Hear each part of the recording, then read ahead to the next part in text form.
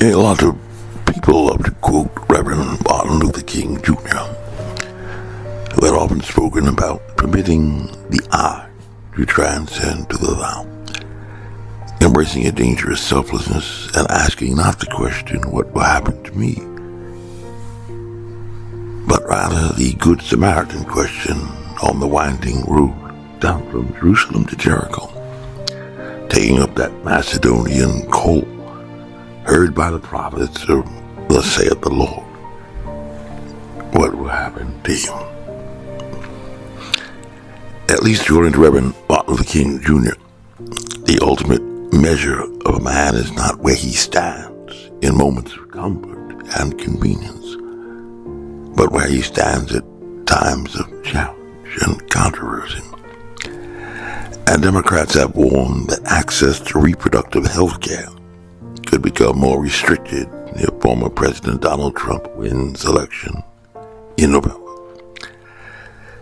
A key part of the Democrat Party victory map in the race for 270 electoral college votes, Virginia is still considered to be a battleground state, and in 2024, where we are asked to do our part, bodily autonomy is on the ballot this November, at least according to Congresswoman Jennifer McClellan. Does that sound like Reverend King or not?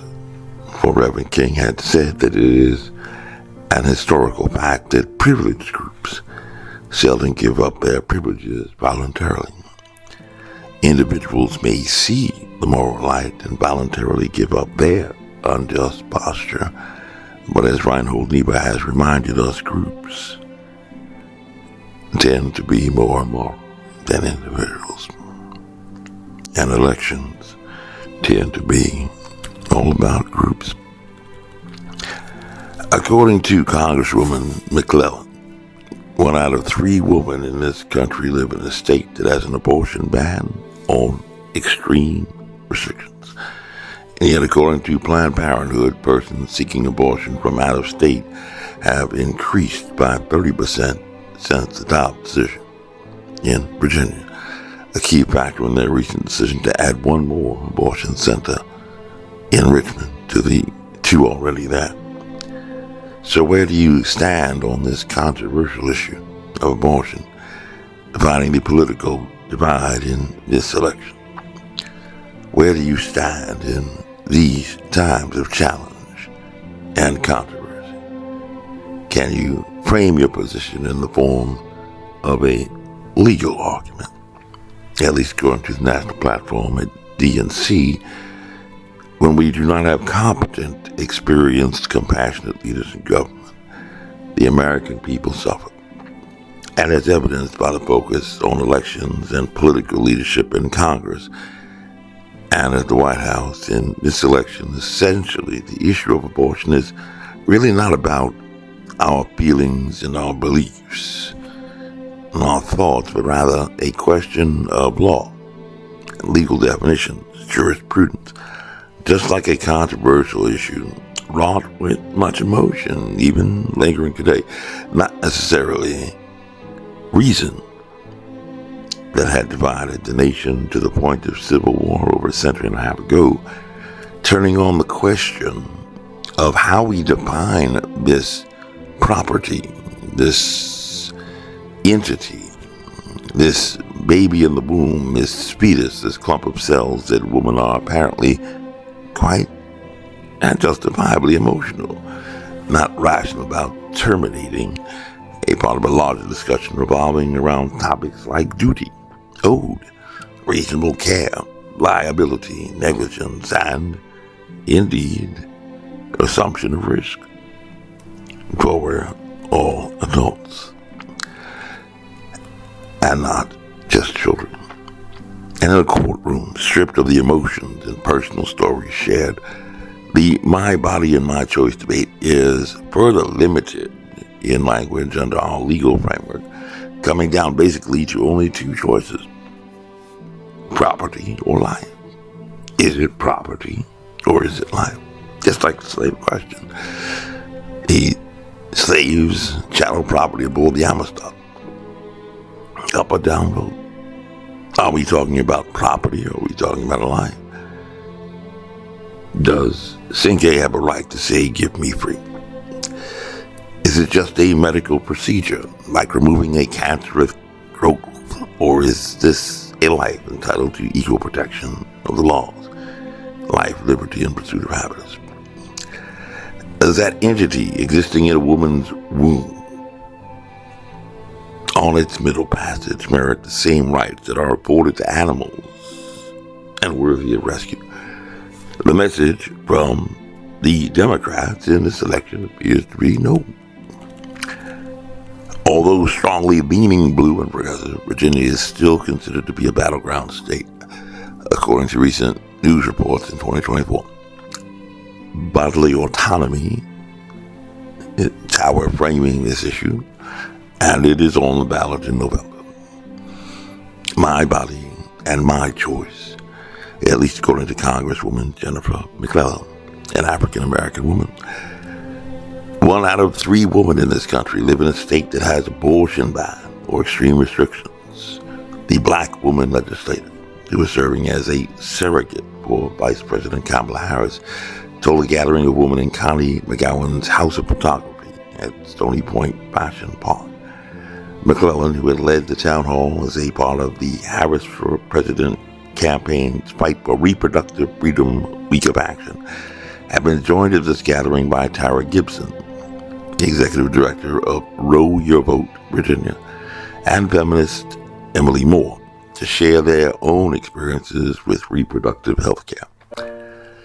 But if a group of slaveholders had gathered before the Civil War to talk about their personal experiences with slavery, would that be a reason for you to vote for slavery, no matter how sympathetic you felt? Or is it to be perceived more as an attempt to gain sympathetic support from others who felt the same way? Selfishly, not a decision based on jurisprudence, justice, or in a legal argument. The choice of McClellan as a surrogate for Vice President Harris was not made for no reason. Virginia Congresswoman McClellan had been a fierce advocate for protecting access to reproductive care, and even had led the passage of the Reproductive Health Protection Act, which she describes as the first proactive expansion of abortion rights in Virginia history, which eliminated mandatory ultrasounds, often a deciding factor in whether a woman will proceed with an abortion, and also eliminating 24-hour waiting periods and trap laws. McClellan, a black woman, the most reliable voting bloc in the Democrat Party coalition, has received the 2020 Planned Parenthood Vote South Atlantic Legislative Leadership and Courage Award, the 2020 NAACP of Virginia Legislator of the Year Award for her work advancing access to reproductive care, and is credited with carrying the bill to make Virginia the first state in the South to remove the ban on abortion coverage for health insurance plans offered through the Health Benefits Exchange.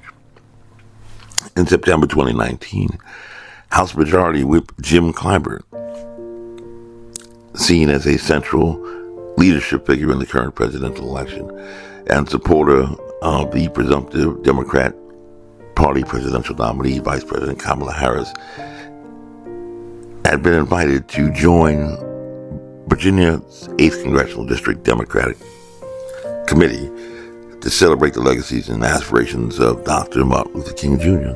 and Senator Robert F. Kennedy, to advance the Democrat Party's mission for peace, justice, and equality, and to, of course, turn Virginia blue, a political objective, where he would be joined as the keynote speaker by the incumbent for the most reliable Democrat Party congressional district in the entire state of Virginia, the Kingmaker Congressional District, that had been responsible for delivering the deciding margin in statewide elections for over 2 decades, and that had been the national leader during the 2016 election for recording gains, increasing 6 points, and tipping the balance in the just 5-point lead of Hillary Clinton over Donald Trump, making Virginia the only former state of the Confederacy to vote against the MAGA coalition, and Virginia since 2008, and the election of Barack Obama has remained a key component in the Democrat Party victory map, adding its just 13 electoral college votes in the race to exceed 270 and capture the White House. So indeed, Virginia is very critical for the Democrat Party path to power and capture of the White House in 2024. In June 2015, 6 months into his incumbency, Virginia Congressman Don Beyer Jr., representing the very progressive 8th Congressional District, and decided to introduce the Humane Cosmetics Act.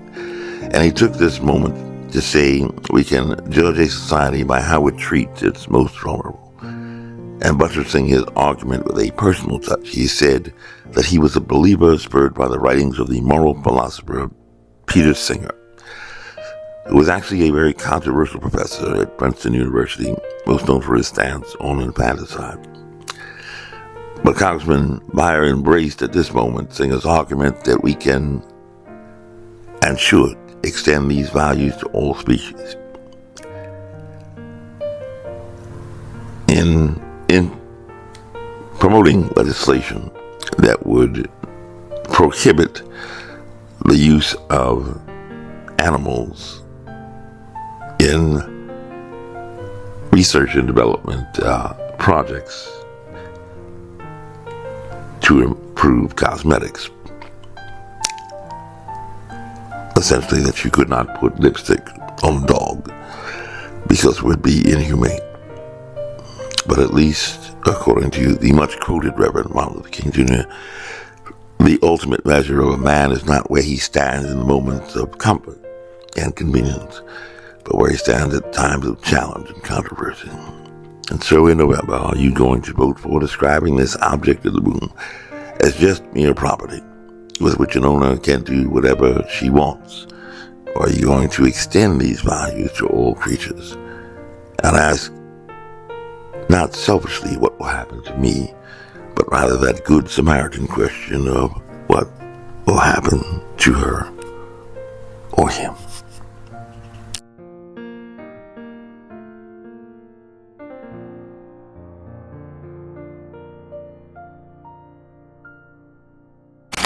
This message was approved by Major Mike Webb. Honest.